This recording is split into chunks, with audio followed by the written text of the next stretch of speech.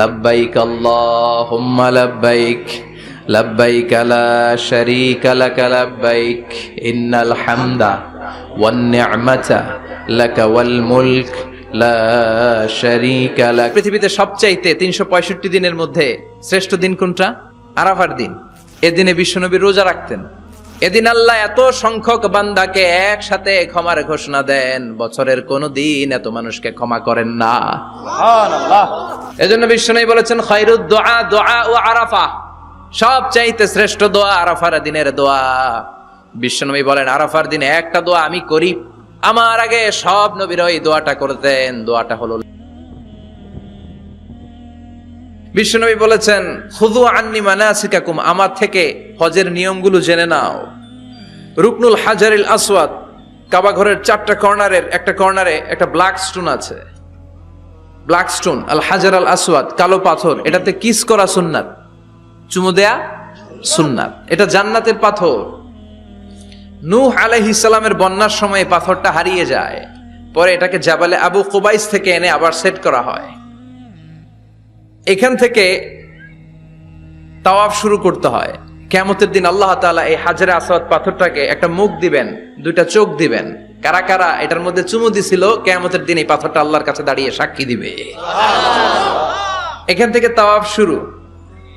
ঘুরে আসবেন, 7টা রাউন্ড দেওয়ার পরে আপনার এক তাওয়াফ হবে। এই যে বিশ্বনবী বললেন খুযু আন্নী মানাসিকাকুম, আমার কাছ থেকে হজের নিয়মাবলী শিখে নাও। আপনি না পড়লে শিখতে পারবেন? এজন্য কোরআনের স্লোগান হচ্ছে পড়ো, পড়তে পড়তে মরো। বলেন পড়ো, পড়তে পড়তে। যখন মন খারাপ তখন পড়বেন, যখন মন ভালো তখনও পড়বেন।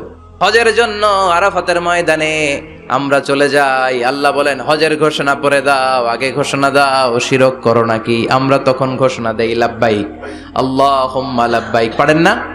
লাব্বাইক আল্লাহুম্মা লাব্বাইক লব্বাইক লা শারীকা লাক লব্বাইক ইন্নাল হামদা ওয়ান নি'মাতা লাকা ওয়াল মুলক লা শারীকা লাক। পড়েন লব্বাইক আল্লাহুম্মা লব্বাইক লব্বাইক লা শারীকা লাক লব্বাইক ইন্নাল হামদা ওয়ান নি'মাতা লাকা ওয়াল মুলক লা শারীকা লাক। আমরা বলি লা শারীকা লাক, ঠিক কি না? আমরা যখন হজের জন্য দাঁড়াই, আল্লাহ বলে হজ পরে করো, আগে বলো শিরক করো নাকি, শিরকের সাথে সম্পর্ক আছে নাকি। আমরা বলি লা শারীকা লাক, আপনার সাথে কোনো ধরনের শরীক আমরা করি না। এদিনে বিশ্বনবী রোজা রাখতেন, সোমবার বৃহস্পতিবার। সুযোগ হলে রোজা রাখবেন। যারা রোজা রাখবে তাদের জন্য ইন দ্য ডে অফ জাজমেন্টে আল্লাহ স্পেশাল একটা গেট বানাবে জান্নাতে ঢোকার জন্য। ওইটার নাম হচ্ছে রাইয়ান। মান দাখালাহু লাম ইয়াজমা আবাদা। একবার who can enter within this door he will never be thirsty again. একবার যে দরজা দিয়ে জান্নাতে ঢুকতে পারবে আজীবনের জন্য তার গলার তৃষ্ণা মিটে যাবে। সুবহানাল্লাহ। তো এই রাইয়ান দরজা দিয়ে ঢুকতে হলে আমাদেরকে মাঝে মাঝে সুন্নাত নফল রোজা রাখার অভ্যেস করতে হবে। রাজি আছেন তো? পৃথিবীতে সবচাইতে 365 দিনের মধ্যে শ্রেষ্ঠ দিন কোনটা? আরাফার দিন। কোন দিন? কথা বলেন। হজে যারা গিয়েছেন আরাফার দিন দেখেছেন না? ইজহার আর রেদা পরে আমরা লাব্বাইক আল্লাহুম্মা লাব্বাইক বলি। এটা সারা বছরের মধ্যে শ্রেষ্ঠ দিন। আল আরাফা আল হাজ্জু আরাফা, আরাফাটাই হজ। কেউ যদি আরাফার দিনে থাকতে পারে তার হজ হয়ে গেছে। আলহামদুলিল্লাহ কোন? আলহামদুলিল্লাহ। আর হজে সব করেছে, আরাফা করে নাই, হজ হবে না। কথা বলেন, হজ হবে না। তার মানে বছরের শ্রেষ্ঠ দিন আরাফার দিন। এদিন আল্লাহ এত সংখ্যক বান্দাকে একসাথে ক্ষমার ঘোষণা দেন, বছরের কোন দিন এত মানুষকে ক্ষমা করেন না। সুবহানাল্লাহ। আবার শয়তান ওই দিনে এতটা লাঞ্ছিত বোধ করে, এতটা অপমান বোধ করে, বছরের কোন দিন শয়তান এত অপমানিত হয় না। এজন্য বিশ্বনবী বলেছেন খায়রুদ দুআ দুআ ও আরাফা, সবচাইতে শ্রেষ্ঠ দোয়া আরাফার দিনের দোয়া।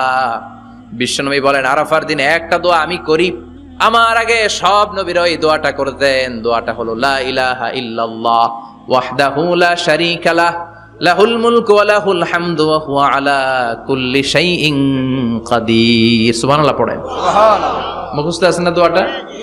এটা পড়বেন। বিশ্বনবী আরাফার ময়দানে এই দোয়াটা পড়তেন। তাহলে বোঝা গেল বছরের সব দিন সমান না। সব দিন সমান না। বছরের সবচেয়ে শ্রেষ্ঠ দিন হচ্ছে আরাফার দিন। কোন দিন? এবার বলেন বছরের সবচেয়ে শ্রেষ্ঠতম রাত কোনটা? কদরের রাত। ইন্না আনজালনাহু ফি ইন্না আনজালনাহু ফি লাইলাতিল কদরি ওয়া মা আদরাকা মা লাইলাতুল কদর লাইলাতুল কদরি খায়রুম মিন আলফি শাহর। হাজার মাসের চেয়ে সেরা।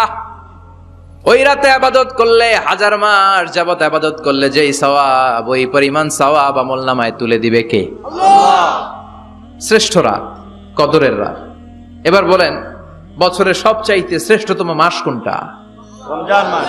শাহরু রমাদান আল্লাযী উনজিলা ফীহিল কুরআন। যে মাসে কোরআন নাজিল হয়েছে এই মাসের চেয়ে শ্রেষ্ঠ কোনো মাস থাকতে পারে? চিল্লায় বলেন থাকতে পারে?